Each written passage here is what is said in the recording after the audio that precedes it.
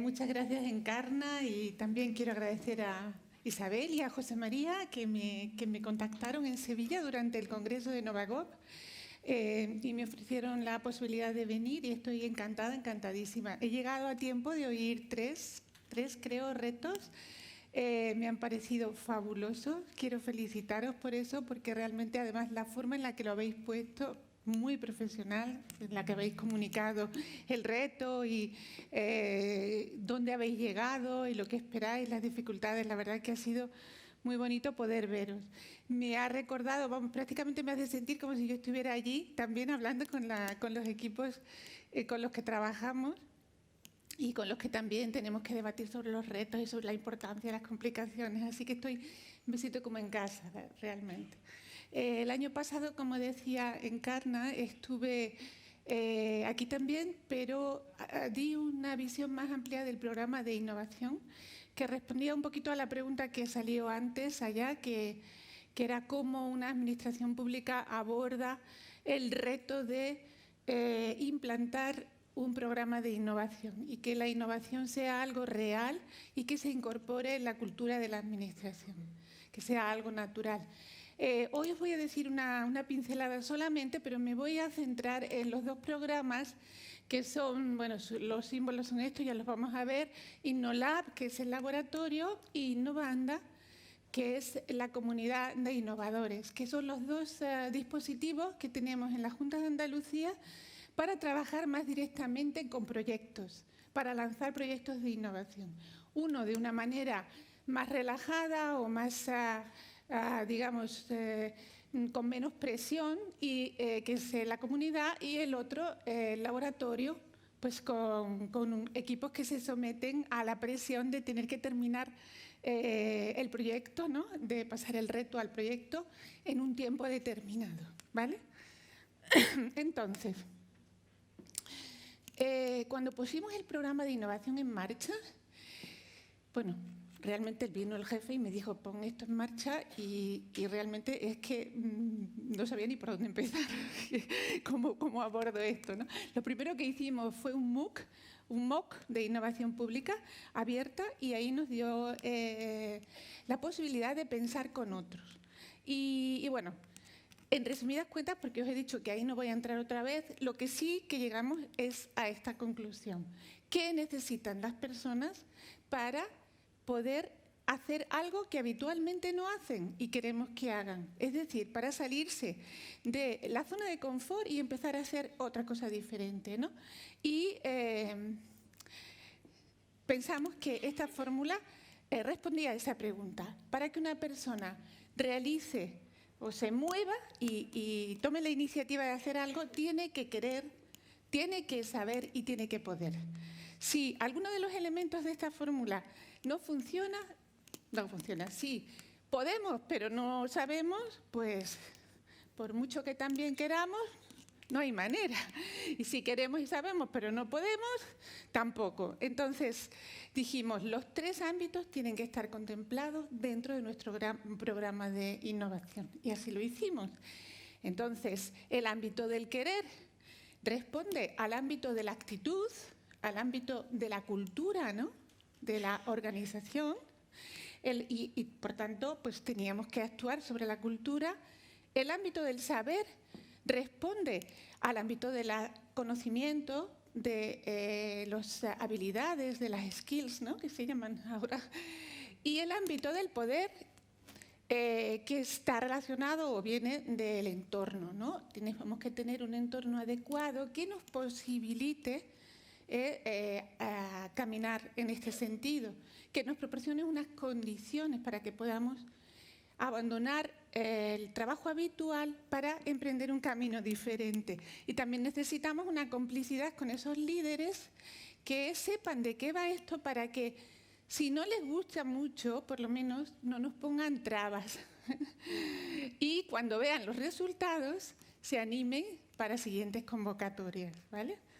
Entonces, esa fue la estrategia que emprendimos, la base de nuestra estrategia, y entre otras muchas actividades, que no voy a contar ahora, decidimos crear estos 4 dispositivos que apoyan al proyecto y que vienen a concretar, vamos a actuar en esos ámbitos, en esos tres ámbitos que hemos dicho anteriormente, ¿no? Bueno, pues lo primero que hicimos fue una innoguía. La innoguía era una metodología sobre cómo innovar en la administración pública, una metodología propia de la Junta de Andalucía. Se hizo de forma colaborativa, participaron 300 personas, se llevó por todas las provincias y después se consensuó y se subió a una página web donde la puede usar todo el mundo, es de libre uso, incluso vosotros también, porque no es una guía para innovar en las administraciones públicas, cualquiera, aunque ponga Junta de Andalucía porque la hicimos nosotros, pero sirve para cualquier administración pública y es accesible a cualquier persona que se quiera lanzar a hacer un proyecto, a desarrollar un proyecto de innovación, que tenga una idea o que quiera saber qué es esto de la innovación y que se le pique la curiosidad y después se enganche, ¿no? Es absolutamente autodidacta y muy fácil de entender y está concebida como un viaje en tren que va parando en distintas estaciones donde te va diciendo qué tienes que hacer, pues como una receta de cocina, ¿no? Para que cojas una idea, desde que tienes una oportunidad o una idea que ves en tu ámbito, la transformes en un reto definido y posteriormente, mediante procesos creativos y metodología apropiada, en un proyecto de innovación y en una innovación implementada en una administración, un proceso, un servicio.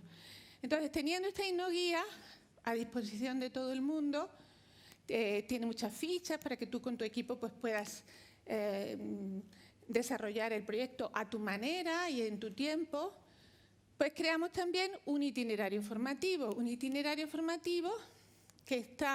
cuya columna vertebral realmente es la innoguía, o sea que lo que vamos enseñando en los distintos cursos son distintas partes de la innoguía. De manera que uno incluso puede elegir si se quiere formar en innovación, si lo quiere hacer totalmente autodidacta, pues ya tiene aquí desde el principio, en la estación de salida donde tiene conocimientos, hasta en el resto de estaciones que te va diciendo qué hacer para continuar con tu proyecto de innovación. Pero también puedes decidir, bueno, pues voy a enterarme y voy a leer y luego quiero hacer un curso y me meto pues en Innovate, donde encontraré la metodología y podré trabajar con otras personas sobre cómo definir un reto. Luego puedo continuar de forma autodidacta, de nuevo en la autoguía, a lo mejor encuentro otro bloqueo y vuelvo a un curso de formación y hago pues un curso sobre metodologías ágiles y le doy otro impulso a mi proyecto o continúo siempre desde el principio hasta el final, porque yo soy de esa naturaleza, con cursos presenciales o semipresenciales que me van ayudando. Y ahora voy a beber un poquito, si no os importa.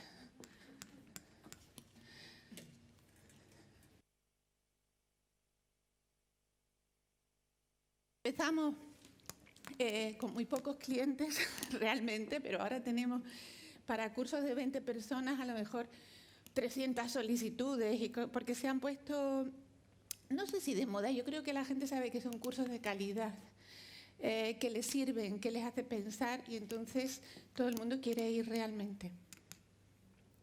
Por último, los dos dispositivos de los que os voy a hablar hoy, que es Innovanda, que es una comunidad de innovadores que nace de abajo arriba. El mismo grupo que estuvo trabajando con la innoguía decidió que quería crear un espacio donde las personas interesadas por la innovación pudieran encontrarse, donde el talento pudiera encontrarse, donde se pudiera hablar sobre innovación y se pudiera también trabajar en la difusión de la innovación dentro de la propia Junta o lanzar proyectos de innovación cuando te encontrabas con otras personas que tenían ideas parecidas a la tuya o ideas que te interesaban, ¿no? Y por último, InnoLab, que fue el laboratorio que pusimos en marcha para desarrollar proyectos de forma mucho más intensiva, como una especie de aceleradora.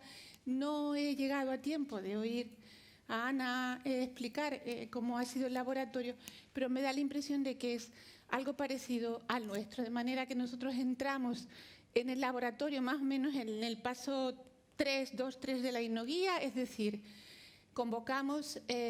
hacemos la convocatoria y lo que pedimos son ideas, oportunidades descritas ya para poder innovar, y dentro del laboratorio se definen y se concretan en un reto innovador que a veces es el mismo y a veces no, porque como ya sabéis los que habéis participado, pues entras en un proceso de estos y las ideas se transforman tan rápido que a veces no llegas ni siquiera a darte cuenta de la transformación, ¿no?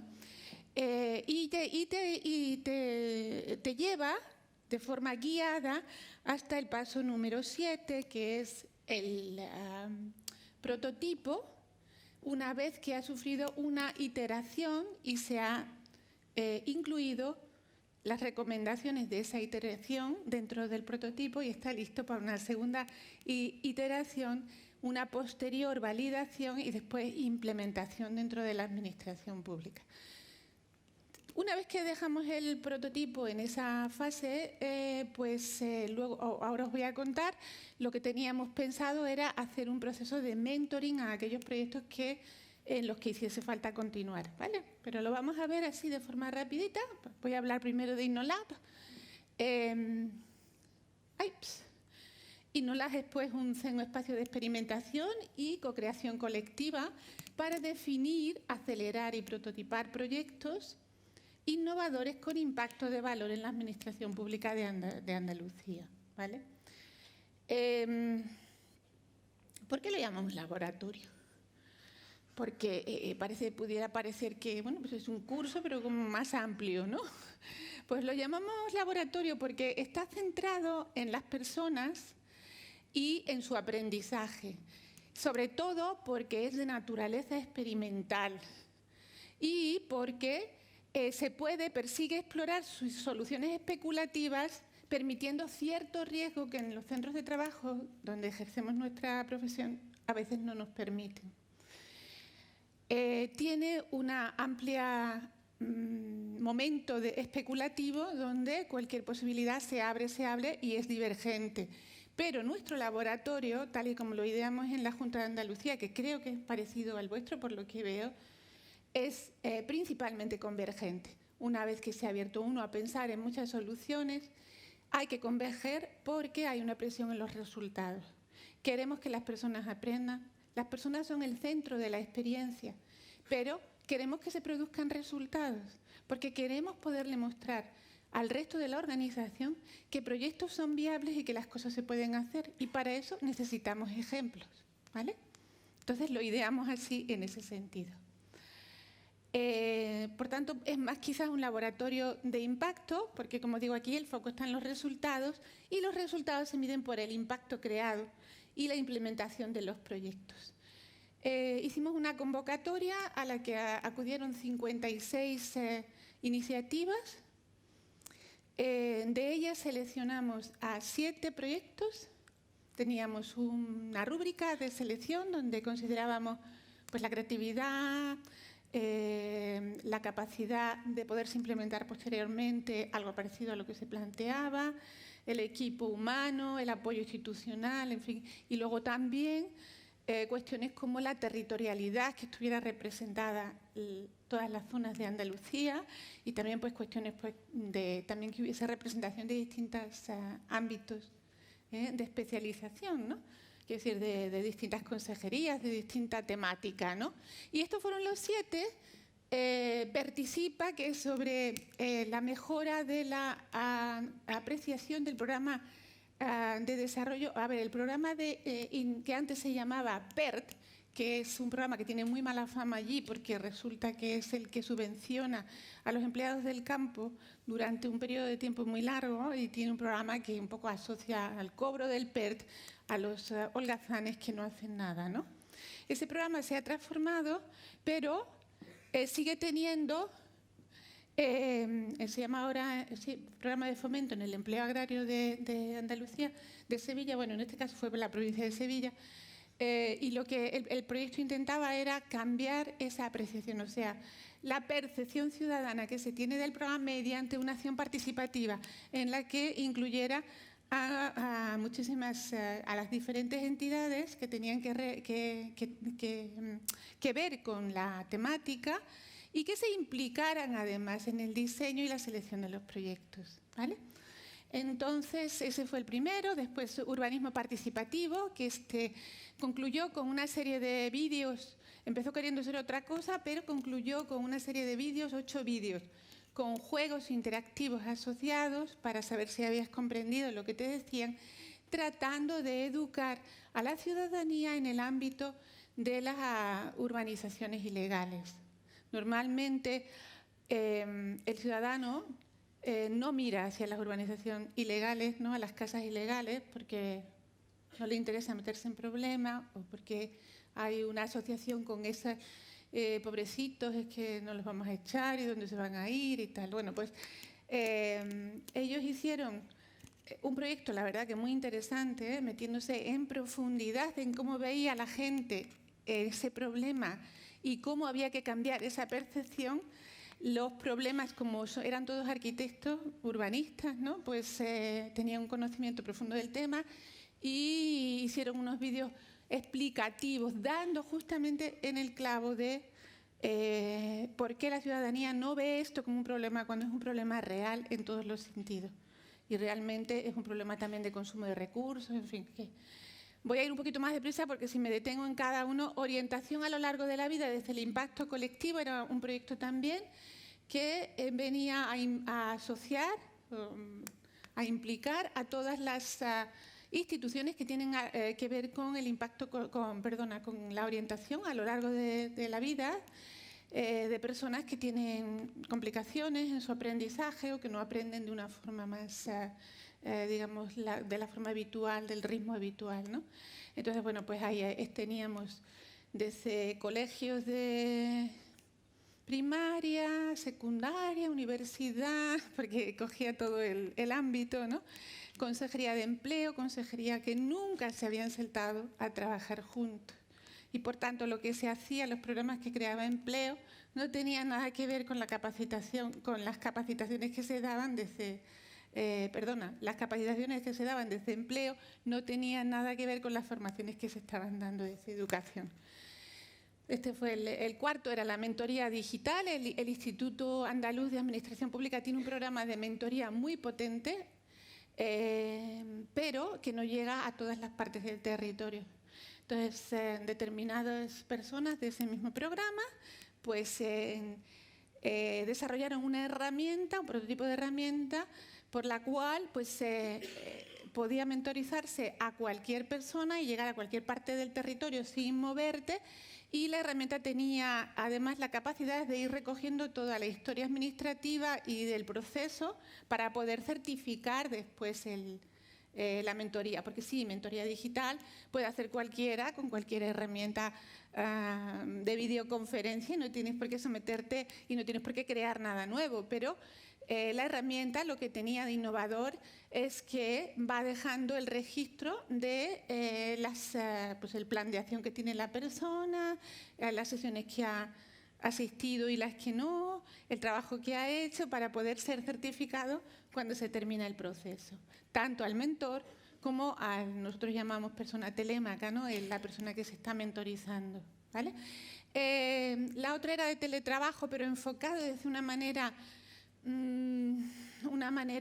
digamos, más creativa y sobre todo más útil para la institución porque seguían un modelo integral y sostenible y apoyándose en el desarrollo del cumplimiento. O sea, quiero decirte, a la vez que se desarrollaba la herramienta de teletrabajo, pues se desarrollaban herramientas que pudiesen hacer posible la certificación del cumplimiento del trabajo para poderse utilizar el teletrabajo posteriormente. O sea, que arrastraba la conversión de la institución a través de una herramienta que después además favorecía el teletrabajo y la sostenibilidad que eso produce, porque no tienes que mover y bueno, te da muchísima más flexibilidad a ti y al ambiente, ¿no? Sumandotecas, que era las bibliotecas municipales y la Biblioteca Central de la Junta de Andalucía, creando un espacio colaborativo, creativo, para formar a los bibliotecarios, para que pudiesen llevar y crear en sus bibliotecas municipales, en los pueblos, espacios de creación de distinta temática, pues no sé, podía ser musical o electrónico o de impresión 3D, ¿no? Entonces, el proyecto consistía en crear una herramienta tecnológica y una página web donde el bibliotecario que se unía emprendía un viaje que le llevaba a elegir qué tipo de espacio quería crear en su propia biblioteca y le daba todos los recursos y le decía cómo tenía que hacer eso, para después darle un curso de formación para saber dinamizarlo, ¿vale? Bueno, pues eso estaba muy bien. De hecho, ahora os contaré que tuvo un premio. Y Jubic, que fue el diseño de un juego para sensibilizar a los mayores sobre en la protección de los fraudes al consumo. Como sabéis, están muy sometidos a que cualquiera llama a la puerta y le vende cualquier cosa, o le cambia de la línea de teléfono sin que se den cuenta, porque dicen que sí y lo graban y se interpreta de otra manera. Y bueno, pues este era un juego bastante creativo que venía a resolver este problema. Bueno, pues fueron 7 sesiones presenciales de 7 horas, de octubre a abril, fue bastante intenso, la verdad. 4 horas semanales no presenciales y hubo que además incorporar formación adicional porque nos veíamos que no teníamos herramientas suficientes para continuar con el programa.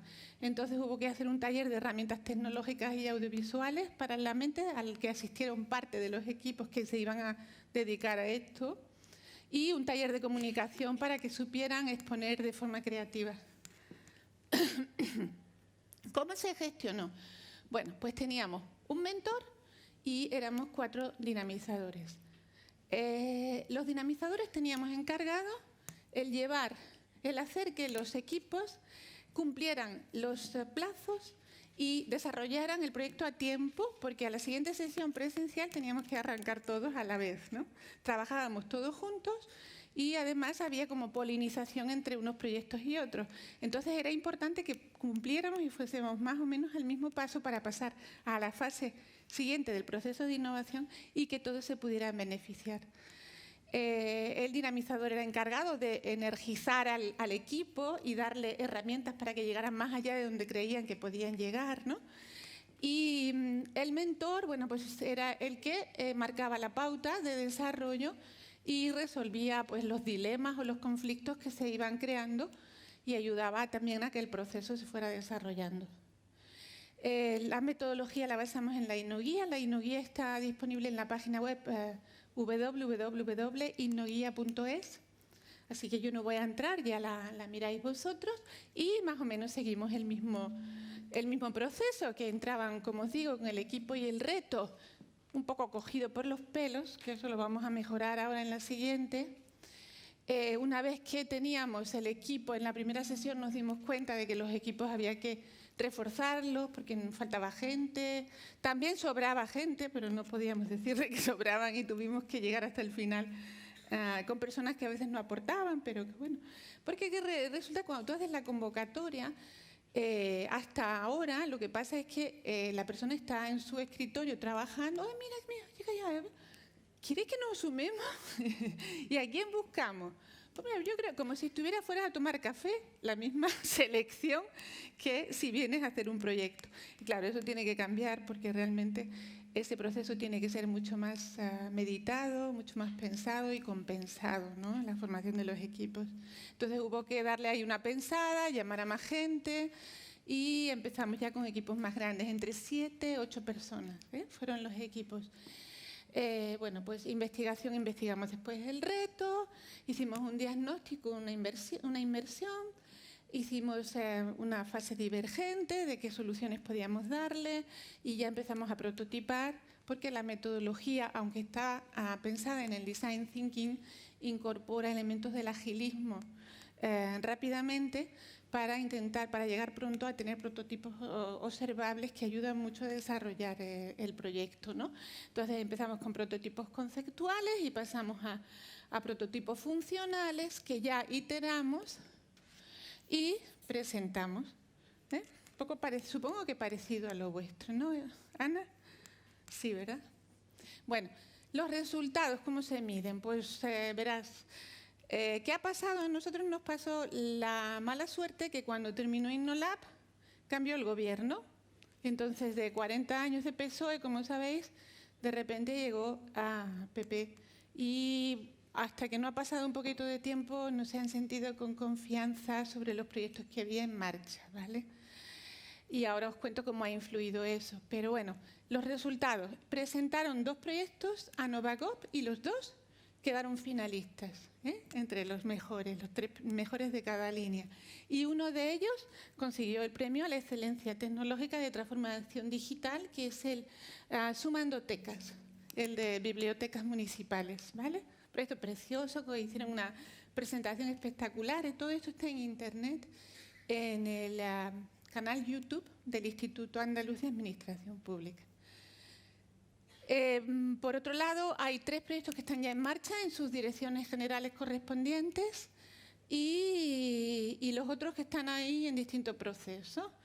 ¿Cómo gestionamos esto? Nosotros, claro, estos proyectos han nacido de abajo arriba y cuando nacen, entran y los aprobamos para entrar en el laboratorio.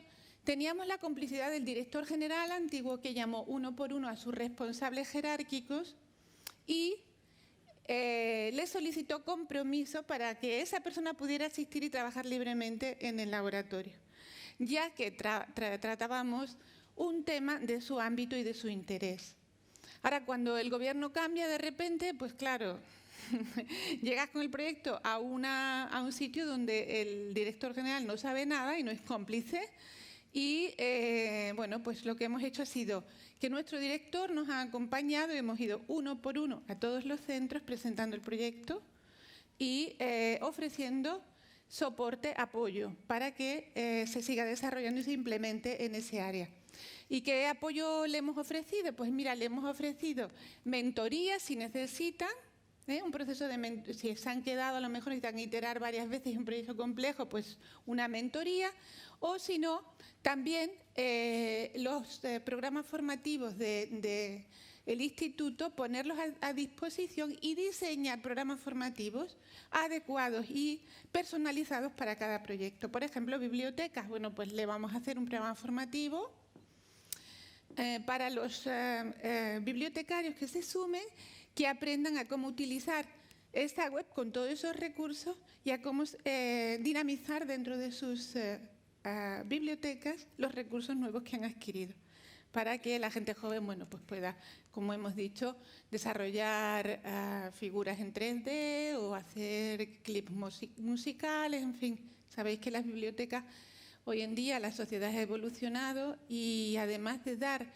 los servicios clásicos, ¿no?, de lectura y a través de los medios habituales, pues para atraer al público juvenil necesitan dotarse y ofrecer opciones que están vinculadas al libro, porque siempre apoyan con libros, pero que van más a despertar el interés de esos jóvenes con las herramientas tecnológicas que son las que ellos usan habitualmente, ¿no?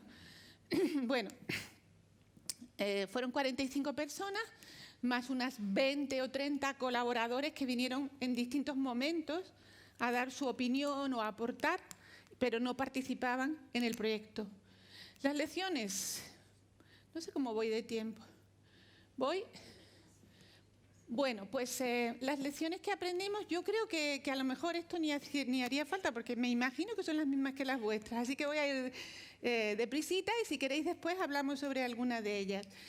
Encontramos que existe en la administración pública, en los funcionarios, un déficit de habilidades y conocimientos para la colaboración, tanto online como presencial. Ya lo habíamos detectado, pero cuando te tienes que poner a trabajar y tienes que cumplir y hay una presión, esto es mucho más evidente.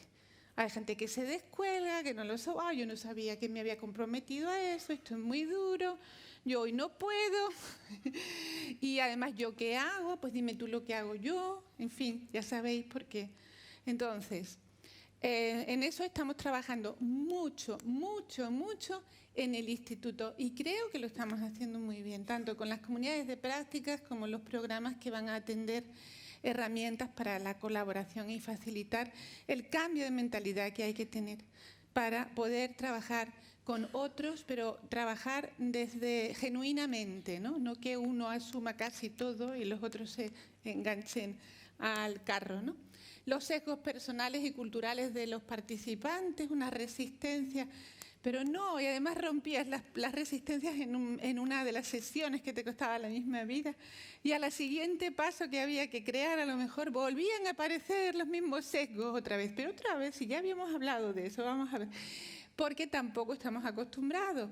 Tenemos una visión garantista de la administración, trabajamos con superioridad hacia los ciudadanos y nos cuesta mucho trabajo quitaros de tus preguntas. A ver, ¿cómo crees tú que podemos...?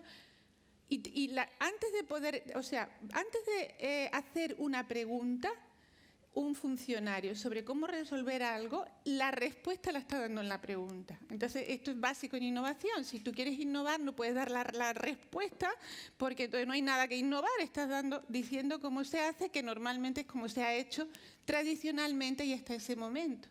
Tienes que aprender a hacer preguntas abiertas y a trabajar con la ambigüedad de no saber qué es lo que va a pasar y mantener, sostener esos momentos durante tiempo para que la creatividad aparezca ahí, ¿no? Esto costó muchísimo trabajo. Después, la ausencia de un marco formal de actuación que afectaba al compromiso, ¿no? Yo no puedo ir, a mí no me pagan, yo no soy funcionaria, no me pagan la dieta, a mí no me deja mi jefe hoy. Como no hay un marco formal que establezca los ritmos y en qué consiste, pues el compromiso baja y realmente el compromiso es muy importante para cualquier tipo de proyectos de innovación. No teníamos espacios adecuados, nos teníamos que estar cambiando de sitio, de sesión en sesión.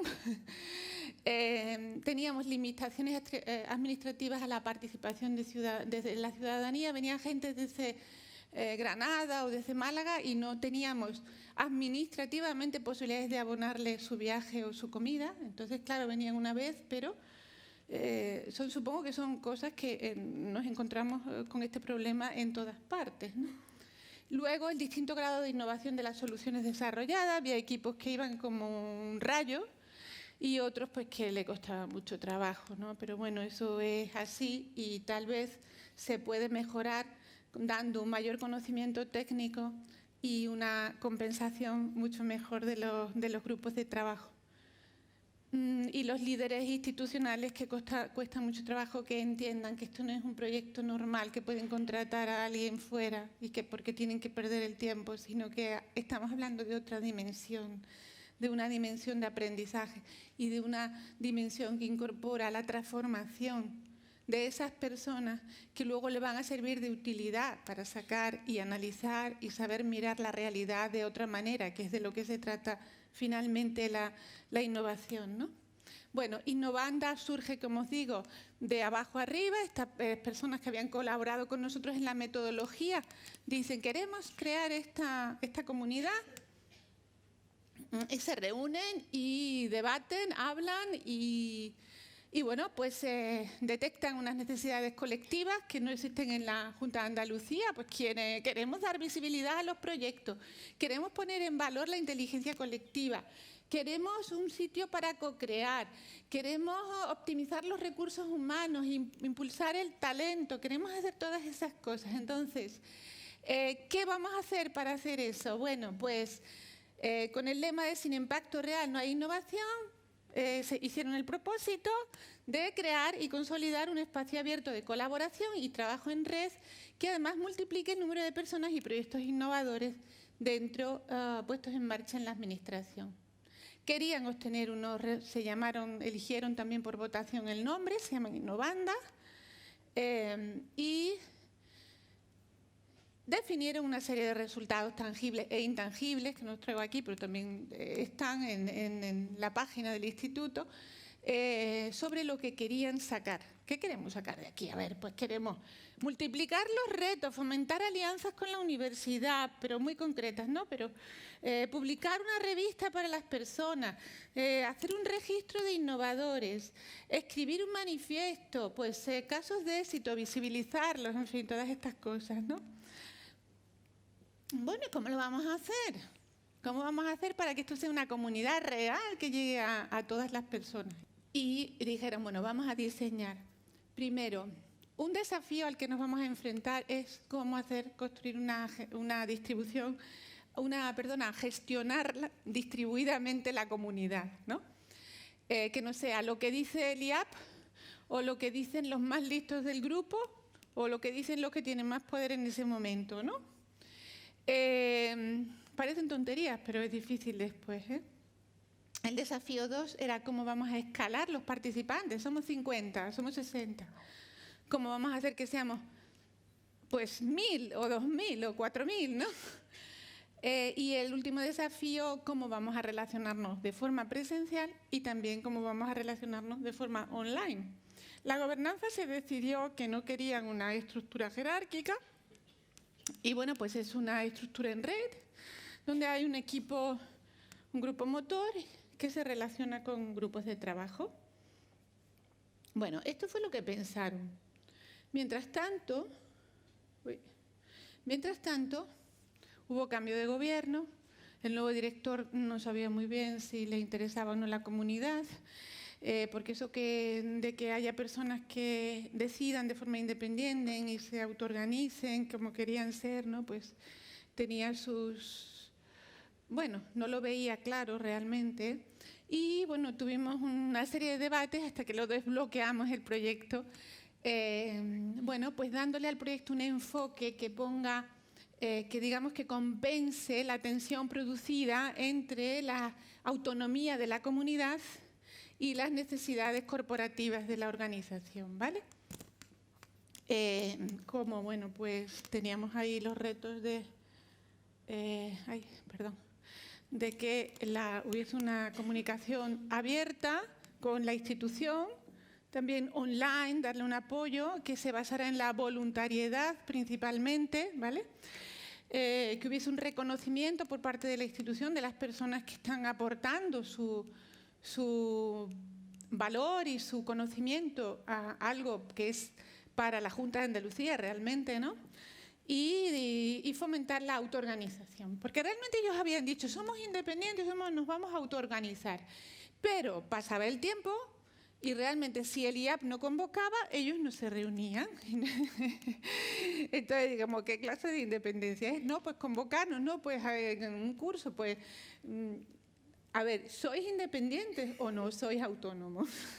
Entonces, ¿cómo desbloquear eso? Bueno, pues fíjate, hicimos un taller de agilismo en un momento dado, en primavera del año pasado, después de ese paroncillo que tuvimos, y allí pusimos blanco sobre negro, a decir, a ver, vosotros os habéis comprometido a todas estas cosas.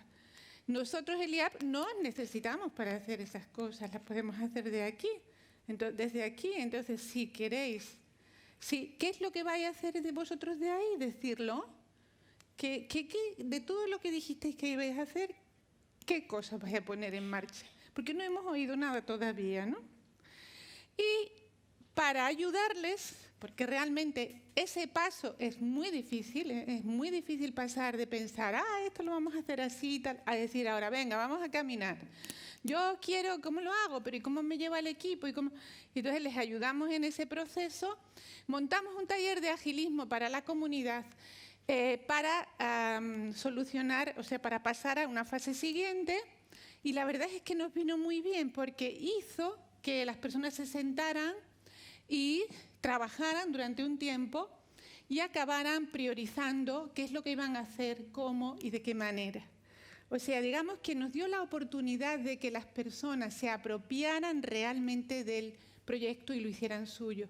Porque es verdad que aunque había nacido de ellos, seguían un poco con la mentalidad del hijo que le dice a su padre o a su madre, el instituto, venga, llévame o sácame o hazme esta cosa, ¿no? Entonces, esto hizo que ellos se apropiaran del proyecto, que creemos que la apropiación del proyecto es una fase imprescindible en cualquier desarrollo de proyectos de innovación o de colaboración. Las personas que participan tienen que pensar que ese proyecto es suyo, tienen que sentir que el proyecto es suyo para decidirse a hacer cosas, ¿no? Y esto nos sirvió para eso. Entonces, bueno, pues era online, ahí tenemos a varias personas trabajando y se fueron co-creando las prioridades, se votaron las prioridades de lo que se iba a trabajar y Jesús. Y finalmente se decidió crear 5 grupos de trabajo. Uno que va hacia el fomento del talento y la identificación, la gobernanza sobre cómo se va a... Porque ahora mismo este grupo que participó es el que va a llevar la comunidad de ahora a 2020, a final de 2020. Mientras hay un grupo que va a trabajar en la gobernanza. ¿Cómo va a ser esa gobernanza? Si va a ser democrática, si se van a postular cada año personas, cómo se va a hacer ese proceso. Este grupo está trabajando en eso. Otro grupo que trabaja en comunicación, proyectos, cómo organizar los proyectos para que se visualicen, los que están en marcha, que pueden necesitar cosas, dónde están para que la gente vea qué proyectos están en marcha, los que están terminados para que sirvan de modelo, ¿no? Y el del grupo de herramientas, que es el grupo, casi todos son informáticos, la verdad que son la bomba, ¿no? Y son los que dan apoyo, desarrollando herramientas informáticas para dar soporte a la comunidad. De manera que aquellas herramientas que son necesarias para cualquiera de estos ámbitos, el grupo de herramientas ofrece ese apoyo, ¿vale? Ahora, ¿cómo organizar eso? Bueno, pues mirar cómo lo hemos organizado desde el instituto.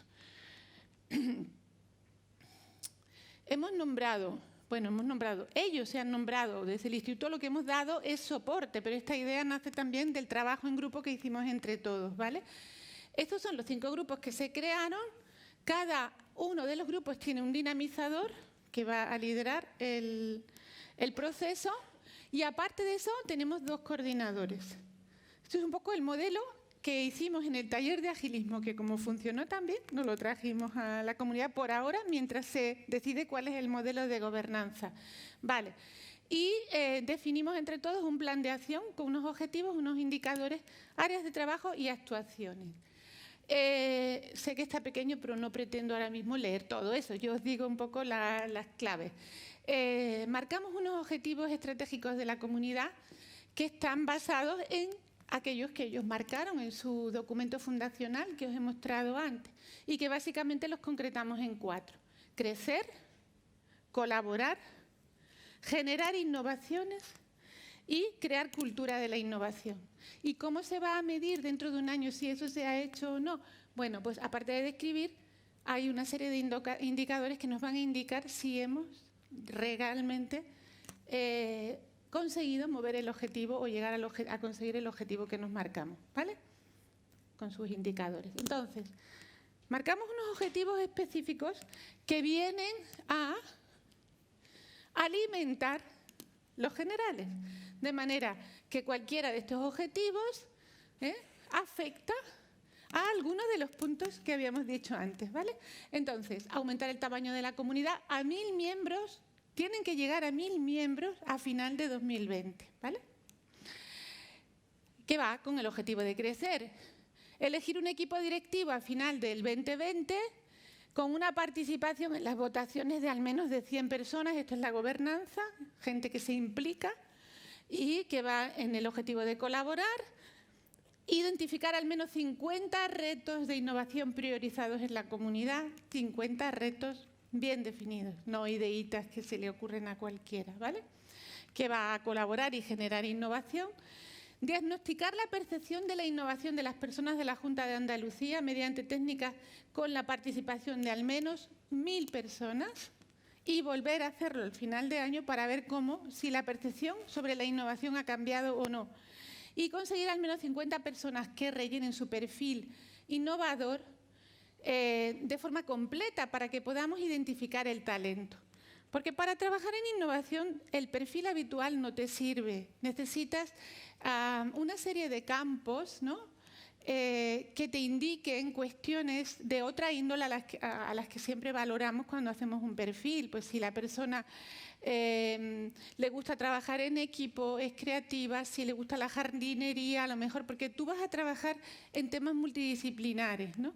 Y queremos saber otra serie de características de esa persona que nos indiquen que es una persona inquieta, que es una persona que se activa fácilmente, que conoce de un ámbito determinado, para que cuando vayamos a buscar, porque para este proyecto necesito una persona así, ¿no?, que tenga estas características, tengas en el perfil, te hable el perfil de personas que tengan esas y te seleccione dentro de la institución esta persona con ese talento que necesitas, ¿no?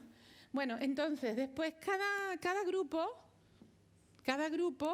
además, para conseguir esos objetivos, cada uno tiene, si os interesa esto, os lo puedo enviar el documento completo, pero cada uno de los grupos de las líneas tienen, por ejemplo, aquí está el de retos y proyectos, marcaron las acciones que van a hacer durante 2020, durante 2020 para conseguir los objetivos que se han marcado. Y entonces, pues bueno, aquí en retos, por ejemplo, colaborar con el IAP en preparar un espacio hub. Bueno, pues se van a poner mano con mano para diseñar un espacio donde podamos hacer otro tipo de conversaciones, trabajar en equipos y tal. Y lo van a hacer ellos con nosotros. Celebrar un encuentro de intercambios de retos. Bueno, pues van a hacer un intercambio de retos para que personas y proyectos se encuentren. Un encuentro multitudinario.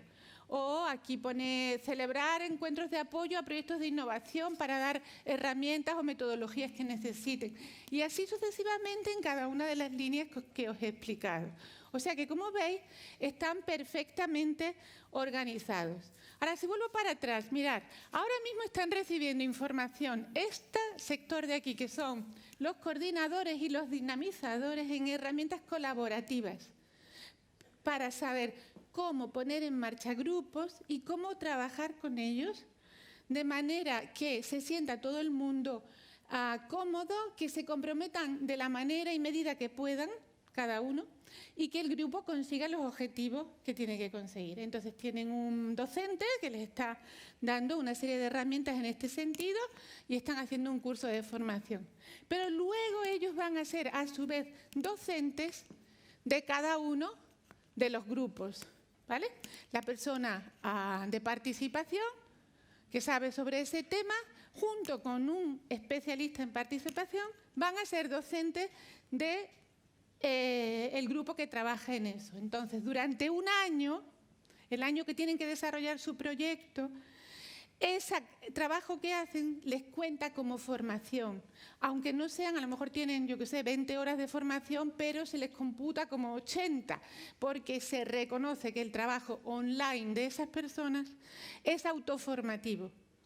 Y a la institución nos da además la herramienta para valorar y dar reconocimiento a esas personas, poderle pagar dietas para que se puedan reunir y ver. Les reconocemos su esfuerzo, a unos con horas de dedicación, de formación, a otros con horas de docencia, ¿vale?, que tienen mucho mayor trabajo y mucha mayor implicación. Y eso, digamos, que nos articula y nos da un marco más o menos formal para gestionar la comunidad. Bueno, pues más formaliza además la participación, y todo esto lo hacemos a través de la formación, porque para eso tenemos este instrumento tan potente en el instituto. Vaya que si tú quieres, puede ser, me he postulado y quiero ser líder de uno, bueno, pues voy a ser docente en el grupo de habilidades colaborativas, voy a ser alumno en el grupo para aprender a cómo llevar grupos, y voy a ser docente con mi grupo sobre comunicación o con mi grupo sobre proyectos. Y la gente que está conmigo trabajando durante todo el año recibe un certificado de 80 horas. ¿Vale? Con lo cual también les estimula, porque para el siguiente concurso de traslado pues les viene muy requete bien, ¿no? Las conclusiones es que la comunidad es clave en la estrategia de impulso a la innovación. Ellos van a ser, además, por ejemplo, se han organizado ya uno de los grupos, creo que es el de comunicación, y van a hacer seminarios por provincia donde van a llevarles la información sobre el programa formativo, cómo pueden animarlos ellos mismos con la gente que conocen. O sea, que de repente es como un virus que se expande dentro de la organización, ¿no? La gobernanza de la comunidad, que antes no la teníamos resuelta, pero ahora pues realmente ayuda a equilibrar la autonomía de la comunidad, pero también, como participamos dentro de ese diseño, pues también tenemos en cuenta las prioridades corporativas, ¿no?, de la organización. Es la formación la que da apoyo y además se convierte en el corazón que bombea y nutre a los equipos de innovación asociados, ¿vale? Y, bueno, ¿qué aprendizajes? Mirad, no sé si estáis de acuerdo conmigo, a lo mejor en el debate lo podemos debatir, pero colaborar ya es innovar. Cualquier proyecto que tengáis, cualquier proyecto que hagáis, si le aplicáis una capa de hacerlo colaborativamente, se convierte en un proyecto innovador. Porque de repente empieza a aparecer un montón de ángulos que no habías visto y porque además empiezas a considerar un montón de opiniones, te nutres de la inteligencia de los demás, pero también te acercas a mirar a ese proyecto desde cómo lo están viviendo o sufriendo, ¿no?, otras instituciones, otras organizaciones o la propia ciudadanía, ¿no? Nosotros teníamos 4 proyectos con ciudadanía y 3 sin ciudadanía, que eran proyectos internos, ¿vale? La colaboración significa resiliencia independientemente de la situación y realmente no hay suficiente determinación y yo creo que hay que trabajar la resiliencia en la administración pública porque en general no estamos acostumbrados a soportar presión o a que en general trabajamos de otra manera con unos procesos muy claros que seguimos, ¿no?, en tiempos que nos van diciendo 15 días aquí, 7 allá, ponle el sello aquí, ponle el sello allá, ¿no? Entonces realmente hay que trabajar esto. El compromiso debe ser reconocido porque para co-crear es necesario estar comprometido. Si uno no está comprometido, no se implica a ver cómo articula para meter la opinión de otro en un proyecto o para ponerse en el lugar de otro empatizando y eso meterlo en su proyecto. La participación real y significativa está muy poco desarrollada en las administraciones públicas. Yo no sé aquí, yo creo que aquí tenéis una Dirección General de Participación Ciudadana mucho más fuerte que nosotros, pero en general es un déficit que arrastramos. Y bueno, la cocreación es más que solo participación, colaboración y metodologías creativas. Nuestra manera de hacer las cosas debe de cambiar de se trata de mí, ¿no?, se trata de mí, se trata de nosotros. ¿Qué tenemos nosotros y qué nos hace falta buscar fuera? Que normalmente eso no lo tenemos incorporado en nuestro día a día, en nuestro pensamiento habitual, ¿no? Bueno, medir el impacto de estas cosas es muy difícil. De hecho, estamos colaborando con nuestro departamento de evaluación de políticas públicas que tienen encomendado también medir el impacto de las políticas públicas y estamos intentando desarrollar algo, una herramienta que nos permita medir el impacto de estas actuaciones, porque realmente medir los resultados es siempre más fácil, porque es lo que hay, ¿no? Pero medir el impacto que eso tiene es mucho más difícil, porque no sabes cuántas personas conocen el tema, cuántas se han activado y quieren innovar, a cuántas el servicio que tú has puesto en marcha les parece bien.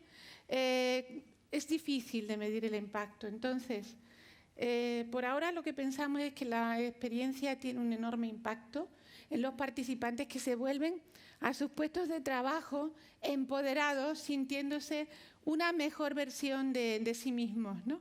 Eso se ve muy bien en el día de la presentación, que como una especie de ¡puf! ¿Cómo he sido capaz yo de hacer esto? Nunca me hubiese imaginado que era capaz yo de hacer esto con una herramienta tecnológica, una web, realmente se sienten como soy capaz de hacer cosas que me parecían imposibles cuando empecé y eso es un empoderamiento que se lo llevan a su puesto de trabajo y que es muy positivo y muy además contaminante, ¿no?, hacia el resto.